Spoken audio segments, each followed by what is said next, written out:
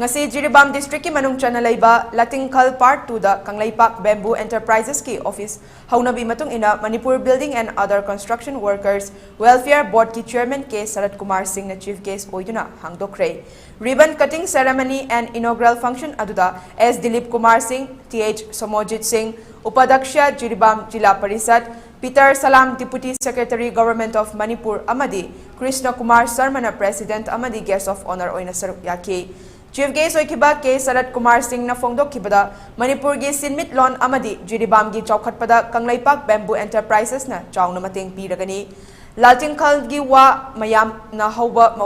mafam asida yumthong khudingda sizinariba agarbati industry ama thamba haibasi nupa amadi nupi singda thabakaya piragani. Maramaduna miyam nasu angamba mateng pangbiduna hena chaukhatnanaba hotnabiyu haina fongdokki. Kangleipak Bamboo Enterprises ki amna nauna Latingkhal hariba famsida pangthoiba linkaliba industry sigi koi sangaba ki thormasida isargu yaba laksabani aini ngasi ujaba matamda amukta khoi mitta uhidriba amna thuna khoi agarbati haibasi imdong khudingi nimdong no sinariba adum agarbati sananaba dhuk sananaba अखोई मचे इसी same ननबुगी दमकता असुक फजबा मफम मम्मदा अखोई वाना पंगोई question बा वागी मफम मसिदा अखोई Kangleipak bamboo enterprise खतना अखोई थबक तौबिरंगबा सिगी दमकता यांग मागेदगी नंदु मसिगी प्रजा सिंह मबु चिंजरी मागेदगी हनना थगत फोंदोक्सरी दुग लोइना मखा ताना मसिदा लेबिरी प्रजा सिंह मफमदा इ मागेदगी अपील लम तौजनिंगबदी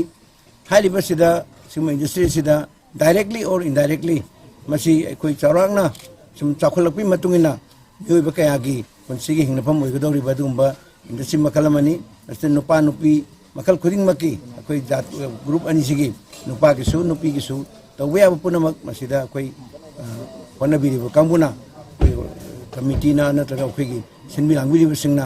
सुकी मतिक फजना तोबिर मसी याकि मागी हनन तागचरी मरमदुना लैबा लमदा मसिगी लाटिंगाल की प्रजा सिंगनसु असिदा कोऑपरेशन पिबिना सहयोग पिबिदना हेने चाखनबा अखोई मान संचिनबा थौ पाइखन मिनसे दुगा